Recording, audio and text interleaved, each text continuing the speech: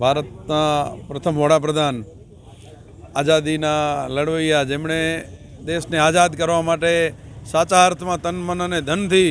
સમર્પણ આપ્યું હતું એવા આદરણીય પંડિત જવાહરલાલ નહેરુજીની પુણ્યતિથિ નિમિત્તે કોંગ્રેસ પરિવાર દ્વારા એમને હારારોપણ કરી એમના કાર્યોને યાદ કરવામાં આવ્યા હતા। પંડિતજી એક ગર્ભ શ્રીમંત પરિવારમાં ઉછરેલા હતા, વિદેશમાં ભણ્યા હતા, છતાં પણ તેમણે દેશની આઝાદી માટે 10-10 વર્ષ સુધી જેલમાં રહ્યા, પોતાના પરિવારને મૂકી દેશની આઝાદી માટે સતત જેઓ લડતા રહ્યા। પોતાનો જીવનની જે એમની મૂડી હતી તે તેમણે દેશને આઝાદ કરવાની લડાઈમાં વાપરી નાખી અને દેશને આઝાદ થયા પછી જે શૂન્યમાંથી સર્જન કર્યું છે, જે દેશમાં સોય નથી બનતી એનામાં એરોપ્લેન બનાવવા સુધીની જે સફર છે એ પંડિત નહેરુના સમયગાળામાં થઈ હતી। આજે જ્યારે સોમનાથ મંદિરના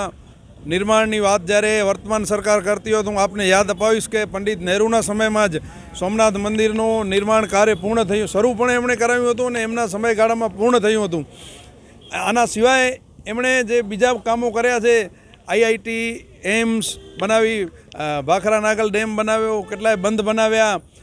હોસ્પિટલોનું નિર્માણ કર્યો, દેશને જે ખરા અર્થમાં જે ક્રાંતિ કરી છે, શ્વેત ક્રાંતિ હોય કે હરિત ક્રાંતિ હોય, તમામ મોરચે દેશને એમણે સક્ષમ બનાવ્યું અને આજે જે ભારતની વિશ્વમાં છાપ છે એ પંડિત નહેરુના લીધે છે। પંડિત નહેરુ એક વિઝનરી નેતા હતા, એમની પાસે એક વિઝન હતું દેશને આગળ લઈ જવાનું